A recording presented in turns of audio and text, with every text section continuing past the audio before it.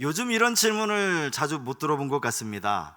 예전에는 이 질문을 참 많이 하고 또 저도 대답도 참 많이 했던 것 같은데, 너의 장래 희망이 뭐니? 라는 질문입니다. 요즘 젊은이들에게 이 질문 잘못했다가는 큰일 날지도 모르겠습니다.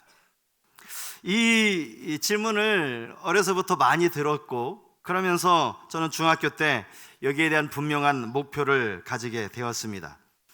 공주에 있는 사범대학교에 진학을 해서 학교에서 아이들 가르치는 선생님이 되는 것이었죠. 저희 집이 대전이었으니까요, 공주까지 거리가 그렇게 멀지도 않았습니다. 학교가 가까워서 참 좋겠다, 이런 생각도 했었습니다. 고등학교에 진학하면서부터는 공주사대를 소개하는 책자들도 유심히 살펴보았고, 또 이 학교에 들어가려면 그때 학력고사인가요? 점수를 몇 점 정도 맞으면 가능한가, 이런 것들도 따져보았던 기억이 있습니다. 그러다가 고등학교 1학년을 마치고 2학년으로 들어가는 그 겨울방학 때 하나님이 제게 은혜를 주셨어요. 그리고 저의 진로를 하나님이 바꾸셨습니다. 그런가 하면 제 아내는 중학교 때부터 선교사가 되겠다는 비전을 품었다고 합니다. 중국에 한 2달 단기 선교를 다녀오고 나서는 그 마음이 더 간절해졌다라고 해요. 간호사로 일을 하면서도 내가 이 기간은 딱 3년 의료 선교를 준비하기 위한 임상훈련 기간이다 라고 생각을 하고 병원에서 일을 하다가 저를 만났습니다. 그리고 그의 비전은 선교사가 아닌 목사 사모가 되었죠. 물론 저나 제 아내나 아직까지 기회가 얼마든지 있기 때문에 하나님께서 또 어떤 길로 어떻게 인도해 주실지 그것은 알 수 없는 일이죠. 인생의 목표나 비전만 그런 것은 아닐 겁니다. 우리는 이 땅을 살아가면서 우리의 계획대로 되지 않는 많은 일들을 경험하면서 살아갑니다. 예전에 저희 교구였던 한 남자 집사님이 계신데, 이분은 나름 금융업계에서 아주 꽤 인정받고 꽤 많은 연봉도 받고 직장을 다니시던 분이셨어요. 그런데 어느 날 전화를 하시더니, 목사님, 제가 수제버거 가게를 하나 오픈했습니다. 웬 뜬금없는 수제버거? 그래서 이분이 나름 신앙생활도 열심히 하시는 분이니까 그냥 즉흥적으로 그것을 결정하지는 않았을 것 아닙니까? 하나님께 기도하면서 하나님의 뜻을 묻고, 그러면서 지금 이 시점에 이 장소에서 수제버거집을 오픈을 하면 가게가 대박 날 것이다, 이런 생각을 가지고 그렇게 가게를 오픈한 것 아니겠어요? 제가 직접 가서 먹어봤어요. 정말 맛있더라고요. 야, 대박 날 수 있겠다. 그런데 생각만큼 가게가 그렇게 잘 되지는 않았습니다. 그리고 결국에는 가게를 접을 수밖에 없게 되었죠. 사실 이와 비슷한 일들은요, 믿는 사람이나 믿지 않는 사람이나 어느 누구에게나 얼마든지 일어날 수 있는 일입니다.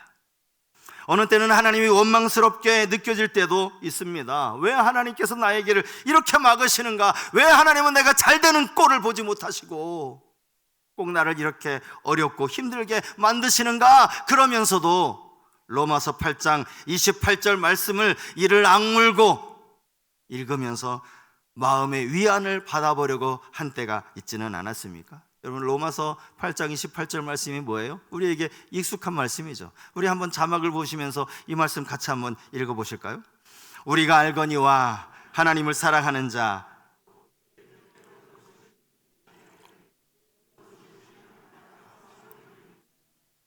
여기에서 우리가 알거니와 라는 이 구절은요, 하나님께서 우리에게 행하시는 모든 일들을 우리가 다 알 수 있다, 그런 의미가 아닙니다. 오히려 지금 당장 하나님이 내게 왜 이러시는가, 우리가 알 수 없는 일들이 얼마나 더 많이 일어나고 있는지 모릅니다.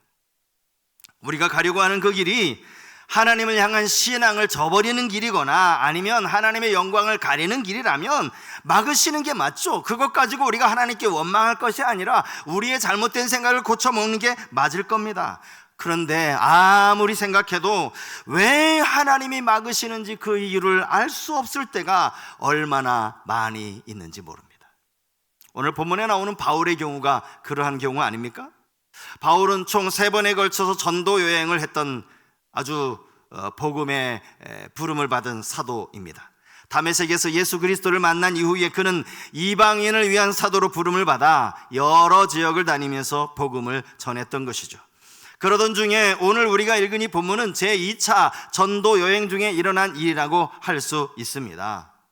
그가 제2차 전도 여행을 떠나려고 했을 때 바울의 생각에는 모든 계획이 미리 다 짜여져 있었습니다.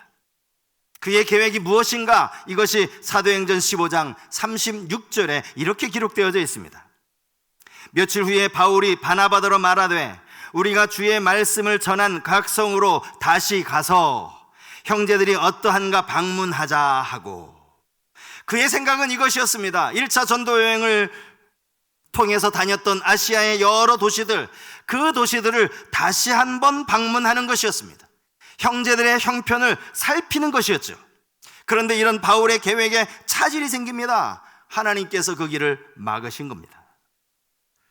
우리는 이 말씀을 보면서 우리가 세운 계획이 항상 하나님의 뜻과 일치하는 것은 아니라는 사실을 깨달을 수 있게 되죠. 오늘 우리가 읽은 이 본문 바로 앞에 사도행전 16장 5절 말씀에 보면 여기 이렇게 나와 있어요. 이에 여러 교회가 믿음이 더 굳건해지고 수가 날마다 늘어가니라. 이미 2차 전도 여행이 시작되어진 그 시기에 교회의 상황들을 말하는 거예요. 교회가 믿음이 더 굳건해졌답니다. 날마다 성도의 수가 늘어나고 있었답니다. 2차 전도 여행이 아무런 문제 없이 차질 없이 진행이 되고 있었다라는 의미이죠. 그리고 여기에 믿음의 아들이라고 하는 디모데까지 바울의 전도 여행에 합류하게 됩니다. 이게 사도행전 16장 1절 이하에서 나오는 말씀이에요. 디모데, 바울에게는 믿음의 아들 아닙니까? 바울에게뿐만 아니라 이 디모데는 모든 성도들 사이에서도 칭찬받는 사람이었다라고 성경이 기록하고 있어요. 안 그래도 교회들마다 성도의 숫자가 늘어나고 있는데 여기에 칭찬받는 사람 디모데까지 같이 합류하게 되었으니 여러분, 바울의 마음이 얼마나 든든하겠습니까? 2차 전도 여행에 대한 기대가 얼마나 컸겠어요. 아시아에 세워진 교회 입장에서도 또 바울의 입장에서도 이것은 참 기쁘고 하나님이 기뻐하시고 좋아하실 만한 그러한 일이었어요. 그런데 갑자기 앞길이 막히게 된 겁니다. 본문 6절과 7절에 반복하는 내용이 이건데요, 하나님이 막으신 거예요. 사람이 막은 게 아닙니다.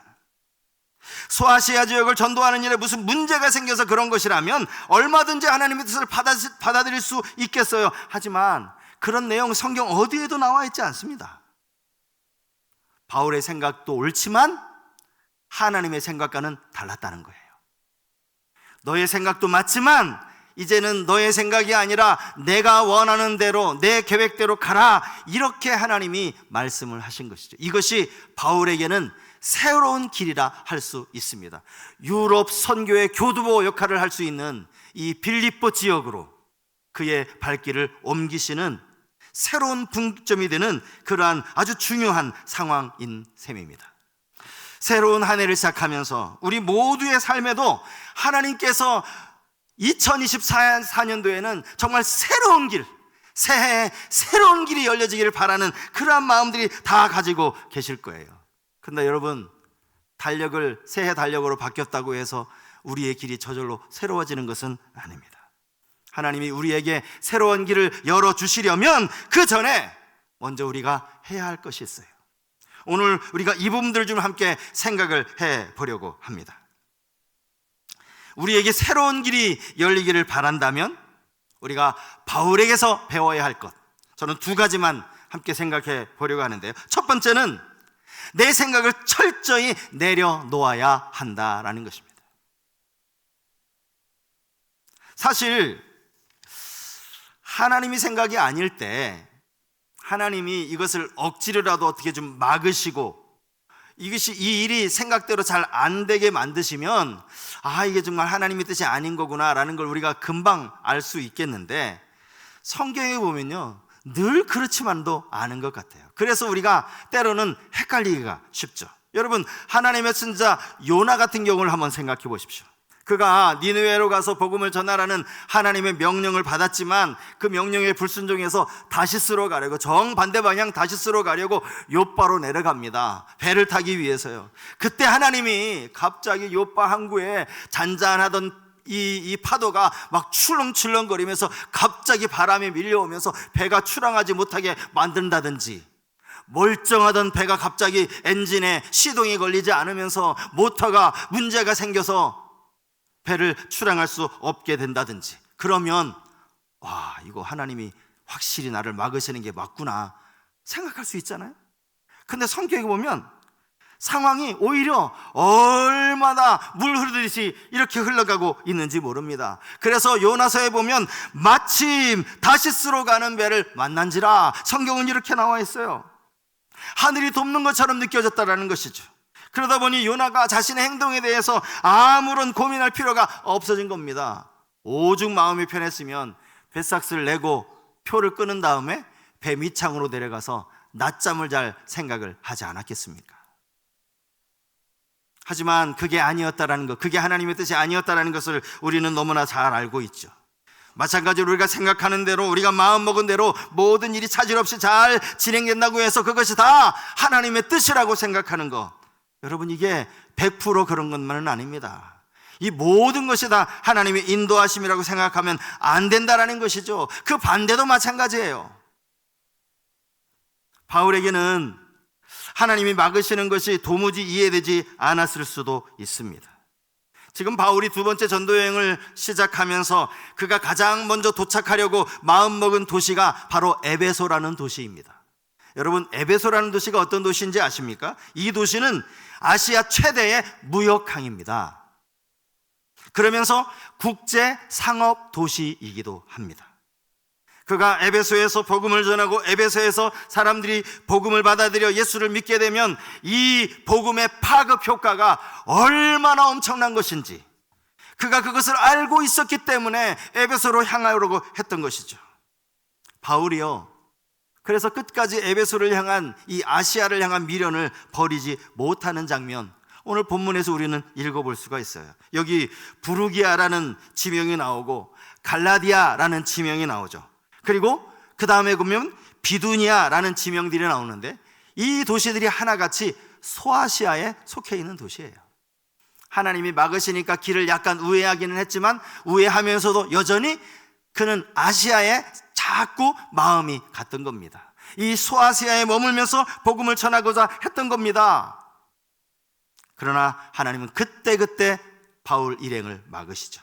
6절 말씀해 보니까 성령이 아시아에서 말씀을 전하지 못하게 하셨다, 하나님 막으셨다라고 말씀하고 있고, 7절에서도 예수의 영이 바울을 허락하지 않았다, 이렇게 말씀을 하고 있어요. 그래서 결국 그가 간 도시가 어디입니까?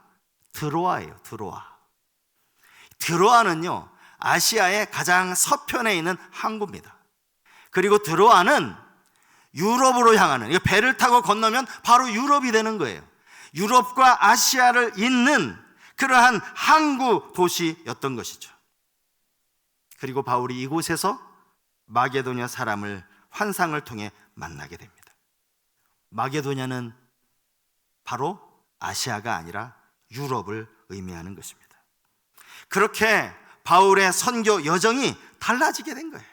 아시아에 머물려고 했던 그를 하나님이 유럽으로 보내시려고 하나님이 드로아까지 인도해 내신 거예요. 거기서 환상을 보게 하신 겁니다. 사실 바울이 끝까지 그래도 나는 이 아시아 지역을 돌봐야 돼 라는 생각을 가지고 고집을 부렸더라도 하나님의 선교에 문제될 것은 하나도 없어요. 사실 1차 전도여행에 돌아볼 그 지역을 다시 한번 돌아보려고 했던 바울의 계획이 잘못된 게 아니라고요. 얼마든지 그렇게 해도 아무 문제가 되지 않아요. 하지만 그랬더라면 그는 유럽 선교의 그 여정이 훨씬 더 뒤로 늦춰졌을지도 모릅니다. 그는 이제 이 하나님의 인도하심을 따라서 전도의 새로운 길이 열려지게 된 것이죠. 저는 오늘 이 본문을 묵상하면서 이런 생각을 좀 건방지고 좀 주제 넘은 생각을 한번 해봤어요. 왜 하나님이 일을 이렇게 번거롭게 하시지? 왜 하나님이 일을 이렇게 당신이 힘들게 일하시지? 왜 이중으로 일을 하시지? 이런 생각이 들었어요. 뭐냐 하면 바울이 2차 전도 여행에 대한 마음을 먹었을 때 하나님이 그때 즉시로 그에게 환상으로, 말씀으로 너 이번에는 아시아를 돌아볼 게 아니라 유럽으로 가라, 마게도냐로 가라, 하나님이 그렇게 말씀을 해주셨다면 바울이 한번 가다가 막히고 또 한번 가다가 막히고, 그래서 바울 스스로 마음에 심란하고 이렇게 혼란을 겪지 않았을 것 아니에요? 얼마나 마음이 편합니까? 하나님 입장에서도 마찬가지예요. 가려고 하는 걸 또 막고, 바울이 살짝 돌아가지고 여전히 아시아로 가려고 하니까 하나님이 또 막고, 뭐하러 이렇게 두 번씩이나 막으시면서 일을 번거롭게 만드시나, 이런 생각이 들었던 거죠. 근데 여기에 하나님의 이유가 있더라고요. 하나님이 그렇게 하지 않으시는 이유가 있더라고요. 그게 뭐냐 하면 자기 생각을 내려놓는 것도 하나의 훈련이라는 거예요. 내 생각 내려놓는 거, 이게 훈련이에요. 여러분, 예수님의 제자 가운데 베드로는요, 자기 생각을 내려놓는 것, 그것 때문에 주님의 제자로 부르심을 받았어요. 그거 알고 계십니까? 누가복음은 이렇게 기록을 하고 있습니다. 누가복음 5장 5절 말씀이요. 시몬이 대답하여 이르되 선생님, 우리들이 밤이 새도록 수고하였으되 잡은 것이 없지만은 말씀에 의지하여 내가 그물을 내리리이다 하고. 베드로가 한 말입니다. 주님, 제가 밤새도록 여기 그물 던졌어요. 지금 다시 그물 던지라고요? 다시 그물 던지면 고기가 잡힐까요? 아니요, 내 생각엔 잡힐 것 같지 않아요. 하지만 내 생각 내려놓고 주님이 그물 던지라 하시니 그 말씀에 의지하여 내가 그물 던지겠습니다. 자기 생각 내려놓은 거예요. 여러분, 고기잡이에 굳은 살이 박인 사람이 베드로 아닙니까? 자기의 모든 생각 다 내려놓고 주님 말씀하신 대로 내가 순종하겠습니다, 철저하게 자기 생각을 내려놓고 나니까 주님이 그때 베드로를 부르신 거예요. 뭐라고 부르셨느냐? 이제 후로는 네가 사람을 취하리라. 사람 낚는 업으로 부르시는 장면이 누가복음에는 바로 이 사건 이후에 성경이 기록되고 있다는 사실이죠. 여러분, 올해 표가, 지난 송구영신 예배 때 제가 말씀을 드렸는데, 올해 표를 잘 모르시는 분은 주보 앞면을 보시면 됩니다. 2024년도 우리 성서교회 표어는 변화된 삶으로 세상을 변화시키는 교회입니다. 조금 표어가 거창하다라고 말할 수도 있겠지만, 이제는 자꾸 우리 자신에만 머물러 있을 것이 아니라 우리가 세상을 향해 나아가서 세상을 변화시키는 교회가 되어야 되겠기 때문에 세상을 변화시키는, 그런데 그 이전에 내가 먼저 변화되어야 된다는 거예요. 여러분, 우리의 삶에 필요한 변화가 뭔지 아십니까? 내 생각 내려놓는 거예요. 내 생각. 변화되려면 내 생각 내려놓아야 돼요. 저도 목사이기 전에 한 사람의 그리스도인 아닙니까? 제가 가만히 보니까요, 예수 믿는, 그리고 교회에 열심일수록 한 가지 참 안 되는 게 있어요. 그게 뭔지 아세요? 내 생각 내려놓는 거. 내가 당신보다 교회 오래 다녔어, 내가 예수 오래 믿었다고, 내가 이 교회에서 신앙생활을 몇 년을 했는데, 그러면서 자꾸 내 생각을 내려놓지 못하는 거예요. 하나님이 막으셔도 끝까지 내 생각 고집하는, 혹시 그러한 모습이 우리에게 있진 않은지, 주님이 우리에게 보여주신 새로운 길을 가려면 먼저 내 생각 내려놓아야 한다, 이 사실을 여러분 잊지 마시기 바랍니다. 두 번째로는요, 우리가 바울과 같이 새로운 길이 열리기를 바란다면 하나님의 뜻에 민감해야 합니다. 본문 9절 말씀입니다. 밤에 환상이 바울에게 보이니 마게도냐 사람 하나가 서서 그에게 청하여 이르되 마게도냐로 건너와서 우리를 도우라 하거늘. 본문을 보면 바울이 밤에 환상으로 마게도냐 사람을 보았다, 이렇게 기록을 하고 있습니다. 물론 꿈이나 환상 같은 것들은 하나님이 당신의 뜻을 계시하는 수단으로 성경에 종종 사용되고 있습니다. 꿈이나 환상을 우리가 무시해서는 안 돼요. 그런데 우리가 곰곰이 생각해 볼 것은 이 환상을 본 사람은 바울 한 사람이었다라는 것이죠. 그리고 나서 10절 말씀에 보면 일행이 함께 이동을 해요. 마게도냐로 떠나기를 힘썼다라고 하는 그 일행들은 나가 아니라, 바울 한 사람이 아니라 우리라고 기록이 되어져 있습니다. 그죠? 바울 옆에는 가장 기본적으로 실라가 있었어요. 마가 문제로 바나바와 다툰 다음에 이제 바울은 실라를 함께 동역자로 택하지 않습니까? 그리고 앞에서 말씀드린 것처럼 믿음의 아들 디모데가 합류했어요. 이것만 봐도 벌써 3사람이에요. 아마 그 외에도 몇 사람이 더 있었을지도 모릅니다. 그런데 그들 어느 누구도 환상을 보지 않았고 하나님의 음성을 듣지 못했어요. 바울만 이것을 본 겁니다. 바울이 보았다라고 해도, 물론 바울이 사도니까 그렇게 한번 치자고요. 그런데요, 그가 본 환상도 가만히 보면 여기에 하나님이 나타난 것도 아니고요, 또 주님의 음성이 들린 것도 아닙니다. 바울에게는요, 주님의 음성이 너무너무나 분명하게 살아있을지도 몰라요. 왜냐하면 그는 주님의 음성을 들었잖아요. 다메섹으로 가다가 사울아 사울아, 주님의 음성을 분명히 들었거든요. 그 음성, 그 목소리를 어떻게 잊겠어요? 주님의 음성으로 들려진 것도 아닙니다. 그냥 마게도냐 사람의 이 음성을 들었을 뿐이에요. 마게도냐 사람이 누구인지도 몰라요. 사실 그를 마게도냐 사람이라고 우리가 이야기할 수 있는 것은 그가 이렇게 말했기 때문이죠. 마게도냐로 와서 우리를 도우라. 그러니까 마게도냐 사람이구나, 그렇게 하는 것 뿐이에요. 그런데 그 말을 듣고 그가 이게 하나님의 뜻이라고 확신을 가졌다라는 거죠. 저는 이렇게 상상도 해봅니다. 이 환상 이후에 바울이 자기 일행들에게 이제 이야기를 했겠죠. 아마 그 일행들이 바울을 만류하지 않았을까? 아니, 지금 무슨 말이냐?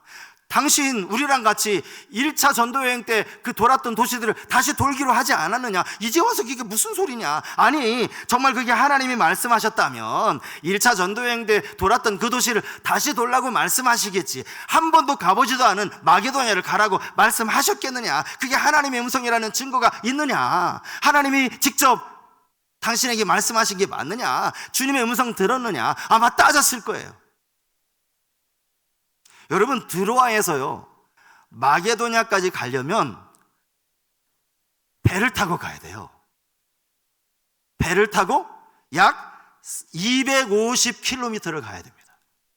이 250km는 그 당시에 배로 약 한 3일에서 4일 정도가 되는 거리입니다. 쉽지 않다라는 거죠. 물론 성경에 보면 이제 그렇게 해서 이제 도착하는 도시가 네아폴리라고 하는 이 도시인데요, 본문 11절에 보면 이틀 만에 네아폴리에 도착했다 이렇게 나와 있어요. 이틀 만에도 갈 수 있네. 여러분, 이거는 그만큼 순풍이 불어서 바울 일행을 도와줬다라는 그런 의미이지, 사도행전 20장 6절에 보면요, 그가 빌립보에서 다시 드로아로 돌아와요. 드로아로 돌아올 때 며칠 걸린지 아십니까? 5일 걸렸다고 나와요. 그러니까 조금 바람이 원하는 대로 불지 않으면 한 5일 정도 걸리는 거고, 그냥 보통 평상시처럼 하면 3일에서 4일이 걸리는 거리라고요. 그 길을 그냥 마게도냐 사람이 말한 그 한마디 가지고 이게 하나님이 인도하심이다 라고 확신하는 거, 이게 쉬웠겠느냐는 거예요. 바울 입장에서도 마찬가지예요. 아무리 이방인의 사도로 부름받은 바울이라 할지라도 전혀 가보지 않은 곳, 그것으로 선뜻 경로를 바꾸는 것 쉬운 일이 아니었다라는 거예요. 바울의 머릿속에 마게도냐라는 지역이 담겨 있기라도 했겠습니까? 그렇지 않았을 거예요.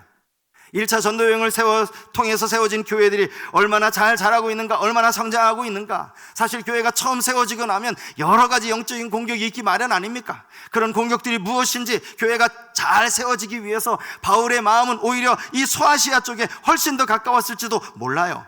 그런데 이 하나님의 음성에 그 마게도냐 사람의 환상을 보고 영적으로 민감했기 때문에 하나님의 뜻인 줄 알고 지체하지 않고 순종했다라는 겁니다. 자, 여러분 10절 말씀 보십시오.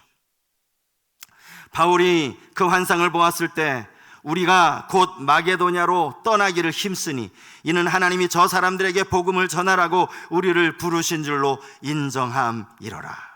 여기에서 제 눈에 들어오는 동사가 바로 힘쓰다라는 동사예요. 힘쓰다. 마게도냐로 떠나기를 힘쓰다. 그리고 곧 즉시로 망설이지 않고 힘쓰다. 왜 힘쓰다라는 동사가 들어왔는가 하면 그가 7절에 보면요, 애쓰다라는 동사가 사용되고 있거든요. 그는 이 환상을 보기 전까지는 계속 아시아에 남아있으려고 애썼어요. 애쓰다나 힘쓰다나 사실 똑같은 말 아닙니까? 그렇게 애썼는데 이 환상을 보자마자 이제는 그 힘씀이 마게도냐를 향해 가는 것으로 온전히 자신의 모든 생각을 거기에 집중했다라는 것입니다. 사실 앞에서도 말씀드린 것처럼 이 일은 하나님께서 사전에 바울과 상의하신 것도 아니에요. 하나님이 먼저 바울의 길을 막으셨죠. 그것도 2번씩이나 막으셨어요. 그리고 그 다음에 환상을 보여주신 겁니다. 그런데 바울은 이것이 마게도냐 사람들에게 복음을 전하라는 하나님의 뜻이라는 사실을 인정하게 된 겁니다. 이것이 바로 영적인 민감함 아니겠습니까?